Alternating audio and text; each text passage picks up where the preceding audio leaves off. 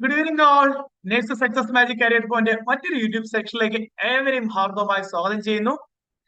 എല്ലാവരും അറിഞ്ഞിട്ടുണ്ടാവും, junior public health nurse exam, Kerala state farming corporation exam കഴിഞ്ഞ ദിവസങ്ങളിൽ നോട്ടിഫിക്കേഷൻ വന്നിരുന്നു. അതിന്റെ അപ്ലൈ ചെയ്യാനുള്ള ഏറ്റവും അവസാന തീയതി എന്ന് പറയുന്നത് ഏപ്രിൽ 3-ാം തീയതിയാണ്. അതായത് 2 ദിവസങ്ങൾ കൂടി മാത്രമേ ഉള്ളൂ. ധാരാളം മെസ്സേജുകൾ ഞങ്ങൾക്ക് വരികയുണ്ടായി. അതായത് GNM പഠിച്ച കുട്ടികൾ ഈ JPHN പോസ്റ്റിന് എലിജിബിൾ ആണോ, അതുപോലെ BSc നഴ്സിംഗ് കഴിഞ്ഞവർക്ക് JPHN പോസ്റ്റ് അപ്ലൈ ചെയ്യാൻ കഴിയുമോ, അതുപോലെ എന്ത് സിലബസ് ആണ് ഈ എക്സാമിന് പഠിക്കേണ്ടത്, അതിന്റെ ഓരോ സബ്ജക്ട്സിലും എന്തൊക്കെ കാര്യങ്ങൾ, ഏതൊക്കെ ടോപ്പിക്കിലാണ് ഇതിനകത്ത് പഠിക്കേണ്ടത്, അങ്ങനെ ധാരാളം മെസ്സേജുകൾ വന്നതുകൊണ്ടാണ് ഈ ഒരു വീഡിയോ ചെയ്യുന്നത്. JPHN എക്സാമിന്, കേരള PSC എക്സാമിന് തയ്യാറെടുക്കുന്ന എല്ലാ ഉദ്യോഗാർത്ഥികളും ഈ ഒരു വീഡിയോ മുഴുവനായിട്ട് കണ്ടു മനസ്സിലാക്കുക. GNMക്കാര് അതുപോലെ BSc പഠിച്ചവരും ഒക്കെ ഇതിന് എലിജിബിൾ ആണോ, അവരെങ്ങനെയാണ് അത് അപ്ലൈ ചെയ്യേണ്ടത്, അതുപോലെ തന്നെ ഇതിന്റെ സിലബസ്, ഓരോ സബ്ജക്ട്സിനകത്തും എന്തൊക്കെ ടോപ്പിക്കിലാണ് പഠിക്കേണ്ടത്, കംപ്ലീറ്റ് ഡീറ്റെയിൽസ് ആണ് ഈ ഒരു വീഡിയോ എന്ന് പറയുന്നത്. സോ ഒടുക്കം വരെ എല്ലാവരും കണ്ടു മനസ്സിലാക്കുക. അതുപോലെ തന്നെ എക്സാമിന് എല്ലാവരും അപ്ലൈ ചെയ്യുക, നന്നായിട്ട് തയ്യാറെടുത്ത് തന്നെ പ്രിപ്പയർ ചെയ്യാം. അതുപോലെ തന്നെ ANM notification, auxiliary midwife notification വന്നിട്ടുണ്ട്. വീഡിയോ അടുത്ത ദിവസം വരുന്നതാണ്. ആ വീഡിയോയിലേക്ക് സോ ആദ്യമേ തന്നെ പറയാം, GNM പഠിച്ച വിദ്യാർത്ഥികളും BSc നഴ്സിംഗ് കഴിഞ്ഞ വിദ്യാർത്ഥികളുമെല്ലാം JPHN എക്സാമിന് അല്ലെങ്കിൽ junior public health nurse grade 2 എക്സാമിന് എലിജിബിൾ ആണ്. അവര് അപ്ലൈ ചെയ്യുമ്പോൾ ഒരു കാര്യം ശ്രദ്ധിച്ചാൽ മാത്രം മതി. നോർമൽ ക്വാളിഫിക്കേഷൻ എന്ന് പറയുന്നത് ഹെൽത്ത് വർക്കേഴ്സ് ട്രെയിനിങ് സർട്ടിഫിക്കറ്റ്, അതുപോലെ diploma in auxiliary nurse midwife ആണ് നോർമലി പോസ്റ്റ് ആയിട്ട് വരുന്നത്. പക്ഷേ കേസൊക്കെ നടന്ന അതിന്റെ വിധിയായിട്ട് വന്നിരിക്കുന്ന ഈക്വൽ ക്വാളിഫിക്കേഷൻ കൂടി വന്നിട്ടുണ്ട്. അതായത് ഹൈ ക്വാളിഫിക്കേഷൻ ഉള്ളവർക്കും അപ്ലൈ ചെയ്യാൻ കഴിയും junior public health nurse exam. So equivalent qualification വരുന്നത് ഡിപ്ലോമ ഇൻ നേഴ്സിംഗ് അല്ലെങ്കിൽ GNM ക്വാളിഫിക്കേഷൻ, അതുപോലെ diploma in auxiliary nurse and midwives, PSc nursing. കാരണം നേരത്തെ ഹെൽത്ത് വർക്കർ ട്രെയിനിങ് സർട്ടിഫിക്കറ്റ് മാത്രം മതിയായിരുന്നു അപ്ലൈ ചെയ്യാനായിട്ട്. പക്ഷെ ഇപ്പോൾ 3 ഹയർ ക്വാളിഫിക്കേഷൻ ഉള്ളവർക്കും ഇക്വലന്റ് ക്വാളിഫിക്കേഷൻ വെച്ച് എക്സാമിന് അപ്ലൈ ചെയ്യാൻ കഴിയും. GNM കഴിഞ്ഞവർക്കും PSc നഴ്സിംഗ് കഴിഞ്ഞവർക്കും ANM ഡിപ്ലോമ കോഴ്സ് കഴിഞ്ഞവർക്കും എല്ലാം ഈ JPHN എക്സാമിന് അപ്ലൈ ചെയ്യാൻ കഴിയും. കഴിഞ്ഞ എക്സാമിലൊക്കെ നിങ്ങൾക്ക് അറിയാമായിരിക്കും, GNM BSc കഴിഞ്ഞ ഒരുപാട് കൂടുതലായിട്ട് പോസ്റ്റിംഗിൽ വന്നത് അല്ലെ. ആദ്യ റാങ്കിൽ വന്നവരൊക്കെ GNM BSc കഴിഞ്ഞിട്ടുണ്ട്. കാരണം എക്സാം ക്വസ്റ്റ്യൻ എന്ന് പറയുന്നത് ഒരു ANM ലെവൽ ക്വസ്റ്റ്യൻ ആയിരിക്കും. അപ്പോൾ GNMക്കാരും BScക്കാരും ഒക്കെ എഴുതുമ്പോൾ അവരുടെ ബേസിക് കാര്യങ്ങളേ ഉള്ളൂ ANM എക്സാം ക്വസ്റ്റ്യൻ പേപ്പർ എന്ന് പറയുന്നത്. അവർ കൂടുതലായിട്ട് ജോലിയിൽ പ്രവേശിക്കുന്ന ഒരു സാഹചര്യമാണ് ഇപ്പോൾ ഉള്ളത്. അപ്പോൾ ആദ്യം തന്നെ പറയാം, GNMക്കാരും BScക്കാരും എല്ലാം JPHN എക്സാമിന് എലിജിബിൾ ആണ്. സോ ഇപ്പൊ ഈ വന്നിരിക്കുന്ന സ്റ്റേറ്റ് ഫാമിംഗ് കോർപ്പറേഷനിൽ ആകെ ഒരു വേക്കൻസി ആണെങ്കിലും അടുത്ത വർഷത്തെ നോട്ടിഫിക്കേഷൻ DHSന്റെയും DMEയുടെയും വളരെയധികം JPHN പോസ്റ്റിംഗ് നടക്കുന്ന എക്സാമുകൾ അടുത്ത വർഷങ്ങളിൽ നോട്ടിഫിക്കേഷൻ വരുന്നുണ്ട്. സോ അടുത്ത വർഷമൊക്കെ ആകുമ്പോൾ നിങ്ങൾ അതിനുവേണ്ടി നിങ്ങൾക്ക് പഠിച്ചു തുടങ്ങാവുന്നതാണ്.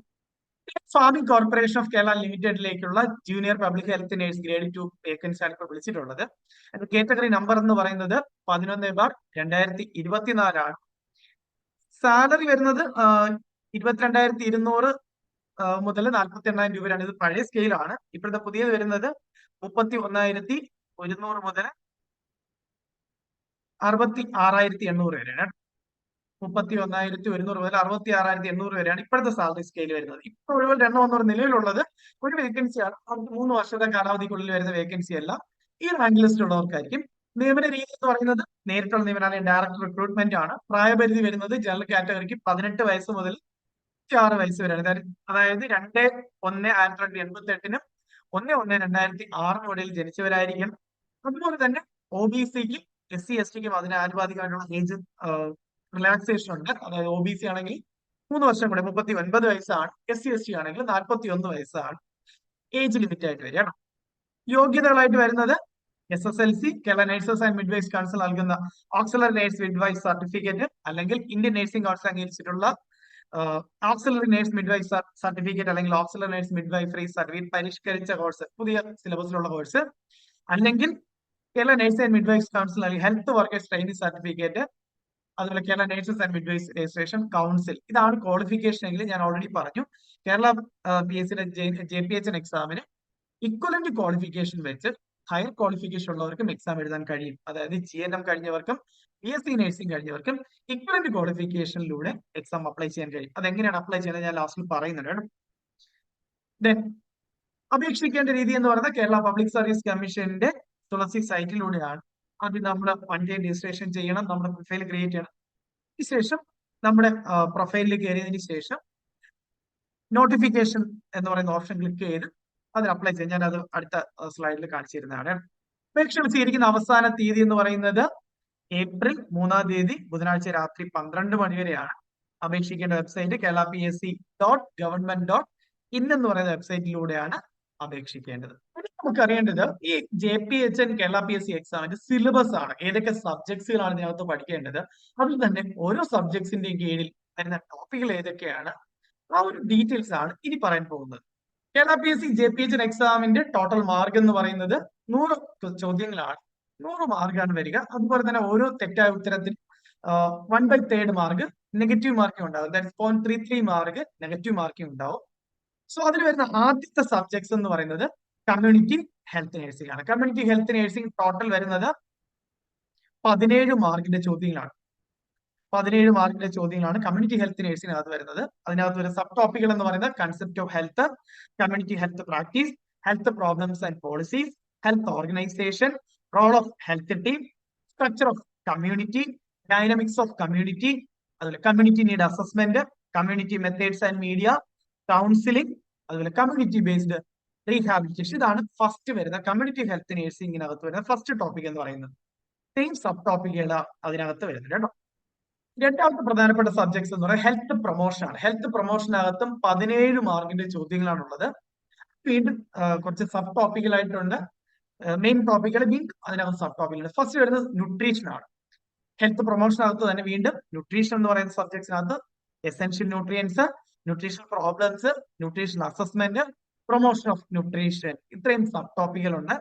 രണ്ടാമത്തെ മെയിൻ ടോപ്പിക് വരുന്നത് ഹ്യൂമൻ ബോഡി ആൻഡ് ഹൈജീൻ ആണ്. അതിനകത്ത് human body, hygiene of the body, optical functioning of the body, അങ്ങനെ 3 ചെറിയ സബ് ടോപ്പിക്കുകൾ കൂടി അതിനകത്ത് വരുന്നുണ്ട്. മൂന്നാമത്തെ മെയിൻ ടോപ്പിക് വരുന്നത് മെന്റൽ ഹെൽത്ത് ആണ്. അതിനകത്ത് മെന്റൽ ഹെൽത്ത്, മാൽ adjustment, mental illness, old age care, അത്രയുമാണ് മെന്റൽ ഹെൽത്ത് എന്ന് പറയുന്ന ടോപ്പിക്കിനകത്ത് വരുന്നത്. ഇതെല്ലാം ഹെൽത്ത് പ്രൊമോഷന്റെ കീഴിലാണ് വരുന്നത് കേട്ടോ. മൂന്നാമത്തെ മെയിൻ സബ്ജക്ട്സ് എന്ന് പറയുന്നത് primary health care, prevention of disease and registration of health. അതിനകത്ത് 20 മാർക്കിന്റെ ചോദ്യങ്ങളാണുള്ളത്. വളരെ ഇമ്പോർട്ടന്റ് ആണത്. അതിനകത്ത് ഫസ്റ്റ് മെയിൻ ടോപ്പിക് ആയിട്ട് ഇൻഫെക്ഷൻ ആൻഡ് ഇമ്മ്യൂണൈസേഷൻ ആണ്. അതായത് concept of disease, infection, immunity and body defence mechanisms, then immunisation, collection of specimen, disinfection and sterilisation, last waste disposal. ഇത്രയും ഇൻഫെക്ഷൻ ആൻഡ് ഇമ്മ്യൂണൈസേഷൻ എന്ന് പറയുന്ന മെയിൻ ടോപ്പിക്കിനകത്ത് വരുന്ന sub ടോപ്പിക്കുകളാണ്. ഈ ഒരു area വളരെ ഇമ്പോർട്ടന്റ് ആണ്. 20 മാർക്കിന്റെ ചോദ്യങ്ങൾ വളരെ നിർണായകമാണ്. രണ്ടാമത്തെ മെയിൻ ടോപ്പിക് വരുന്നത് കമ്മ്യൂണിക്കബിൾ ഡിസീസസ് ആണ്. Introduction to communicable diseases, then communicable diseases, care in communicable disease and epidemic management. അത്രയും കമ്മ്യൂണിക്കബിൾ ഡിസീസ് എന്ന് പറയുന്ന ടോപ്പിക്കിനകത്ത് വരുന്നതാണ്. ദെൻ മൂന്നാമത്തെ മെയിൻ ടോപ്പിക് ആയിട്ട് വരുന്നത് കമ്മ്യൂണിറ്റി ഹെൽത്ത് പ്രോബ്ലംസ് ആണ്. അതിനകത്ത് വരുന്ന സബ് ടോപ്പിക്കിലാണ് care in sick in the community, fever, respiratory problems, aches and pains, digestive problems, urinary problems, cardiovascular problems, diseases of the nervous system, metabolic diseases, the diseases of musculoskeletal system, അതുപോലെ care of the handicap. അത്രയും community health പ്രോബ്ലംസിനകത്ത് വരുന്നതാണ്. So വളരെ important area ആണ്. ഇതൊക്കെ clear ആയിട്ട് പഠിച്ചു പറ്റുള്ള ഏറ്റവും question വരുന്ന ഈ ഒരു ഏരിയ ആണ് കമ്മ്യൂണിറ്റി ഹെൽത്ത് പ്രോബ്ലംസ്. അടുത്ത മെയിൻ ടോപ്പിക് എന്ന് പറയുന്നത് പ്രൈമറി മെഡിക്കൽ കെയർ ആണ്. That is types of drugs, administration of drugs, drugs used in minor ailments, common emergency ഡ്രഗുകളെ കുറിച്ചൊക്കെയാണ് പ്രൈമറി മെഡിക്കൽ കെയറിനകത്ത് അറിയേണ്ടത്. അതായത് ഫാർമക്കോളജിയുടെ വളരെ സിമ്പിൾ ആയിട്ടുള്ള കാര്യങ്ങളാണ് ഇതിനകത്ത് വരിക കേട്ടോ. അഞ്ചാമത്തെ മെയിൻ ടോപ്പിക് വരുന്നത് ഫസ്റ്റ് എയ്ഡ് ആൻഡ് റെഫറൽ ആണ്. Need for first aid, minor injuries and ailments, fracture, life threatening conditions. അത്രയുമാണ് ഫസ്റ്റ് എയ്ഡ് ആൻഡ് റെഫറൽസിനകത്ത് വരുന്ന സബ് ടോപ്പിക്കുകൾ. സോ ഇത്രയിൽ നിന്ന് 20 മാർക്കിന്റെ ചോദ്യങ്ങളുണ്ട്. അടുത്ത സബ്ജക്ട്സ് എന്ന് പറയുന്നത് ചൈൽഡ് ഹെൽത്ത് നഴ്സിംഗ് ആണ്. ചൈൽഡ് ഹെൽത്ത് നഴ്സിംഗ് 13 മാർക്കിന്റെ ചോദ്യങ്ങളാണ് ഉണ്ടാവുക. അതിനകത്ത് വരുന്ന സബ് ടോപ്പിക്കുകൾ എന്ന് പറയുന്നത് growth and development, nutrition of infants and children, children's rights, care of the sick child, then care of school children, care of adolescence and care of adolescent girls. ഇത്രയുമാണ് child health നഴ്സിംഗിനകത്ത് വരുന്നത്. ഇതിനകത്ത് 13 മാർക്കിന്റെ ചോദ്യങ്ങളാണ് ഉണ്ടാകുക. മൊത്തം 13 മാർക്കിന്റെ ചോദ്യങ്ങളാണ് ചൈൽഡ് ഹെൽത്ത് നഴ്സിംഗിൽ നിന്ന് ചോദിക്കാം. അടുത്ത സബ്ജക്ട്സ് എന്ന് പറയുന്നത് മിഡ്വൈഫറി ആണ്. ഏറ്റവും ഇമ്പോർട്ടന്റ് ആണ്. 27 മാർക്കിന്റെ ചോദ്യങ്ങളാണ് ഇതിനകത്ത് നിന്ന് വരിക. സോ വളരെ ഇമ്പോർട്ടന്റ് ആണ്. വളരെ സിമ്പിൾ ക്വസ്റ്റ്യനുകളായിരിക്കും ചോദിക്കുക, ബേസിക് ക്വസ്റ്റ്യനുകളായിരിക്കും. പക്ഷെ കംപ്ലീറ്റ് സിലബസ് കവർ ചെയ്യേണ്ടതായിട്ടുണ്ട്. കാരണം 27 മാർക്ക് എന്ന് പറയുന്നത് വളരെ വലിയൊരു മാർക്കാണ് ഈ സബ്ജക്ട്, ഈ ഒരു എക്സാമിന്. സോ മിഡ്വൈഫറിയിൽ വരുന്നത് human reproductive system, female pelvis and fetal skull, fetus and placenta, normal pregnancy, antenatal care, normal labour, care during normal labour, normal prepariem, then care of newborn, high risk newborn, safe motherhood, high risk pregnancies, then abnormalities of pregnancy, abortion, abnormal childhood, abnormal prepariem, surgical intervention, life cycle approach, status of women and empowerment, women's health problems, RTIs and STIs, HIV or AIDS, infertility, population education, and finally family welfare. ഇത്രയും കാര്യങ്ങളാണ് മിഡ്വൈഫറിനകത്ത് ഒരു sub ടോപ്പിക്കുകൾ എന്ന് പറയുന്നത്. ഇതിനകത്ത് 27 മാർക്കിന്റെ ചോദ്യങ്ങളാണ് ചോദിച്ചത്. വളരെ ഇമ്പോർട്ടന്റ് ആണ് JPHN എക്സാമിന്. ഈ ചോദ്യങ്ങൾ OBGയിൽ നിന്നാണ് വരുന്നത്. ഓക്കെ ആണോ? ഇനി ഒരു ചെറിയ സബ്ജക്ട്സ് കൂടിയാണുള്ളത്. Health centre management. Health centre management അതിനകത്ത് 6 മാർക്കിന്റെ ചോദ്യങ്ങളാണ് വരുന്നത്. Sub centre, maintenance of stocks, coordination, implementation of national health programme and update knowledge. So അങ്ങനെ ഹെൽത്ത് സെന്റർ മാനേജ്മെന്റ് ടോപ്പിക്കിൽ നിന്നും അല്ലെങ്കിൽ സബ്ജക്ട്സിൽ നിന്നും 6 മാർക്കിന്റെ ചോദ്യങ്ങൾ, അങ്ങനെ 100 മാർക്കിന്റെ ചോദ്യങ്ങളാണ് എക്സാമിന് ഉണ്ടാവുക. സോ നിങ്ങൾ കണ്ടു കാണും, ഏറ്റവും കൂടുതൽ ചോദ്യങ്ങൾ OBG ആണ്, മിഡ്വൈഫറി ആണ്. അതുപോലെ തന്നെ കമ്മ്യൂണിറ്റി ഹെൽത്ത് നഴ്സിംഗും അത് പല ഏരിയകളായിട്ട് തിരിച്ചിട്ട് തന്നെ പകുതി മാർക്കോളം ശരിക്കും അതിനകത്ത് കമ്മ്യൂണിറ്റി ബേസ്ഡ് തന്നെയാണ്. സോ വളരെ നന്നായിട്ടൊന്ന് പ്രിപ്പയർ ചെയ്ത് കഴിഞ്ഞാൽ നിങ്ങൾക്ക് ഒരു 75 മാർക്കിന് മുകളിൽ ഈസി ആയിട്ട് സ്കോർ ചെയ്യാൻ പറ്റും. കാരണം GNM BSc ഒക്കെ പഠിച്ചവർക്ക് ഈ ഒരു ടോപ്പിക്കുകൾ എന്ന് പറയുന്നത് വളരെ ബേസിക് കാര്യങ്ങളാണ് അല്ലെ. OBG ആണെങ്കിലും കമ്മ്യൂണിറ്റി ഹെൽത്ത് നഴ്സിംഗിന്റെ ടോപ്പിക്കുകളാണ്, എല്ലാം വളരെ ബേസിക് കാര്യങ്ങളാണ് അതിനകത്ത് ക്വസ്റ്റ്യൻ വരുന്നത്. അപ്പൊ ശ്രമിച്ചു കഴിഞ്ഞാൽ ആദ്യ റാങ്കിൽ അല്ലെങ്കിൽ നല്ലൊരു മാർക്ക് സ്കോർ ചെയ്യാൻ പറ്റുന്ന ഒരു എക്സാം ആണ്. അത് മാത്രമല്ല, ഇപ്പോൾ DME സ്റ്റാഫ് നേഴ്സ് എക്സാമിനും DHS എക്സാമിനും ഒക്കെ സ്റ്റാഫ് നേഴ്സ് എക്സാമിനൊക്കെ പ്രിപ്പയർ ചെയ്യുന്നവരെ സംബന്ധിച്ച് ഏറ്റവും ബേസിക് ആയിട്ട് എഴുതി എടുക്കാൻ പറ്റുന്ന എക്സാമുകളാണ് അല്ലെ. ഇത് കഴിഞ്ഞ അടുത്തൊരു ലെവലാണ് സ്റ്റാഫ് നേഴ്സ് എക്സാം എന്ന് പറയുന്നത്. സോ അവർ സ്റ്റാഫ് നേഴ്സ് എക്സാം പ്രിപ്പയർ ചെയ്യുന്നവരും ആദ്യം ഈ JPHN ലെവൽ എക്സാമുകൾക്ക് മാർക്കുകൾ സ്കോർ ചെയ്ത് ശീലിക്കണം. അത് കഴിഞ്ഞുകൊണ്ട് നമുക്ക് ഒരുപാട് കൂടെ സ്റ്റാഫ് നേഴ്സ് എക്സാമിനും ആദ്യ റാങ്കിലേക്ക് എത്താനായിട്ട്. സോ അപ്പൊ എല്ലാവർക്കും JPHN എക്സാമിന്റെ സിലബസ്, അതിനകത്ത് ഓരോ സബ് ടോപ്പിക്കുകളെ കുറിച്ച് ക്ലിയർ ആയിട്ട് മനസ്സിലായെന്ന് വിശ്വസിക്കുന്നു. നമ്മൾ പോകുന്നത് എങ്ങനെയാണ് ഈ JPHN എക്സാമിന് നമ്മൾ കേരള PSC അപ്ലൈ ചെയ്യേണ്ടതാണ്. പബ്ലിക് സർവീസ് കമ്മീഷന്റെ ഒഫീഷ്യൽ വെബ്സൈറ്റിലൂടെയാണ് നമ്മൾ അപ്ലൈ ചെയ്യേണ്ടത്. കേരള PSC തുളസി വെബ്സൈറ്റിൽ നമ്മൾ ലോഗിൻ ചെയ്യുമ്പോൾ, വെബ്സൈറ്റിലേക്ക് എൻ്റർ ചെയ്യുമ്പോൾ നിങ്ങൾക്ക് ഇങ്ങനെ ഒരു പേജ് ആയിരിക്കും ആദ്യം വരുന്നത് അല്ലെ. സോ അതിനകത്ത് നോക്കുമ്പോൾ ആദ്യം രജിസ്റ്റേർഡ് യൂസർ ലോഗിൻ, ID, നമ്മൾ യൂസർ ID, അതിലെ പാസ്വേഡ്, ഒരു ആക്സസ് കോഡ്, ഇത്രയും കൊടുത്ത് നിങ്ങൾക്ക് ലോഗിൻ ചെയ്യാവുന്നതാണ്. ഇത് ഓൾറെഡി 1 ടൈം രജിസ്ട്രേഷൻ ചെയ്തവർക്കാണ്, ഓൾറെഡി PSC പ്രൊഫൈൽ ഉള്ളവർക്കാണ് ലോഗിൻ IDയും പാസ്വേഡും കൊടുത്ത് ലോഗിൻ ചെയ്യാൻ കഴിയാം. എന്നാൽ ആദ്യമായിട്ട് PSC രജിസ്റ്റർ ചെയ്തിട്ടില്ലാത്തവർ ചെയ്യേണ്ടത് ന്യൂ രജിസ്ട്രേഷൻ എന്ന് പറയുന്ന ഓപ്ഷൻ അല്ലെങ്കിൽ സൈൻ അപ്പ് ഓപ്ഷൻ ആണ് ആദ്യം ചെയ്യേണ്ടത്. അതിനകത്ത് നിങ്ങൾ കയറിയ ശേഷം നിങ്ങളുടെ പേഴ്സണൽ ഡീറ്റെയിൽസ് എല്ലാം കൊടുത്തുകൊണ്ട് ഫോൺ നമ്പർ, ഇമെയിൽ ID, നിങ്ങളുടെ യൂസർ ID, പാസ്വേഡ് എല്ലാം കൊടുത്ത് നിങ്ങൾ ആദ്യം 1 time registration, OTR registration complete ചെയ്യണം.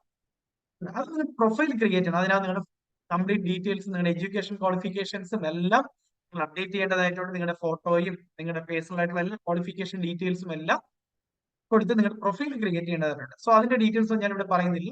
സോ അങ്ങനെ ഓൾറെഡി രജിസ്റ്റർ ചെയ്തവരുടെ കാര്യമാണ് ഞാൻ പറയുന്നത്. നിങ്ങളുടെ യൂസർ ID, പാസ്വേഡും ആക്സസ് കോഡും കൊടുത്ത് നിങ്ങൾക്ക് ലോഗിൻ ചെയ്യാം. സോ ലോഗിൻ ചെയ്ത് കഴിയുമ്പോൾ നിങ്ങൾ രണ്ടാമത് ഇങ്ങനെയായിരിക്കും നിങ്ങളുടെ പ്രൊഫൈൽ വരുന്നത്. നിങ്ങളുടെ പേര്, വെൽക്കം ടു പേര്, നിങ്ങളുടെ ഫോട്ടോയും നിങ്ങളുടെ പ്രൊഫൈൽ കാര്യങ്ങളായിരിക്കും കൊടുത്തിരിക്കുക. My profile, request, Aadhaar link, notification, ഇങ്ങനെ കുറെ ഓപ്ഷനുകൾ കാണാം. സോ ഇതിനകത്ത് നോക്കുമ്പോൾ notifications, apply for a post എന്ന് പറയുന്ന ഒരു ഓപ്ഷൻ കാണാം. നോട്ടിഫിക്കേഷൻസ് അല്ലെ, നോട്ടിഫിക്കേഷൻ ആണ് അപ്ലൈ ഫോർ എ പോസ്റ്റ്. നിങ്ങൾ അടുത്ത് ചെയ്യേണ്ടത് ആ ഒരു ലിങ്കിൽ അല്ലെങ്കിൽ ആ ഒരു ഓപ്ഷനാണ് നിങ്ങൾ ക്ലിക്ക് ചെയ്യേണ്ടത്. ആ ഒരു ഓപ്ഷൻ ക്ലിക്ക് ചെയ്യുമ്പോൾ ആക്റ്റീവ് ആയിട്ടുള്ള നോട്ടിഫിക്കേഷൻ ഡീറ്റെയിൽസ് നിങ്ങൾക്ക് ഇങ്ങനെ കാണാൻ കഴിയും. So state wide director general, state wide director NCA vacancies, state wide by transfer, district wise vacancies, ഇങ്ങനെ ഓപ്ഷനുകൾ കാണാൻ പറ്റും. സോ അത് കേരള സ്റ്റേറ്റ് ഫാമിംഗ് കോർപ്പറേഷന്റെ വേക്കൻസി എന്ന് പറയുന്നത് സ്റ്റേറ്റ് വൈഡ് ആണ്. സോ നിങ്ങൾ അതിൽ അപ്പൊ സെലക്ട് ചെയ്യേണ്ടത് ആദ്യത്തെ സ്റ്റേറ്റ് വൈഡ് ഡയറക്ടർ ജനറൽ എന്ന് പറയുന്ന ഓപ്ഷനിൽ ക്ലിക്ക് ചെയ്യണം. സോ ആ ഒരു ഓപ്ഷനിൽ ക്ലിക്ക് ചെയ്യുമ്പോഴേക്കും അടുത്ത് നിങ്ങൾക്ക് ഓപ്പൺ ആകുന്നത്, ഇനി നിങ്ങൾക്ക് അല്ലാതെയും ഓപ്പൺ ആക്കാം കേട്ടോ. അതായത് ഇവിടെ കാറ്റഗറി നമ്പർ ഉണ്ട്, നമ്മുടെ JPHന്റെ നമ്പർ, കാറ്റഗറി നമ്പർ ഇവിടെ അപ്ലൈ കൊടുത്തു കഴിഞ്ഞാൽ അടുത്ത ഓപ്ഷനിൽ വരും.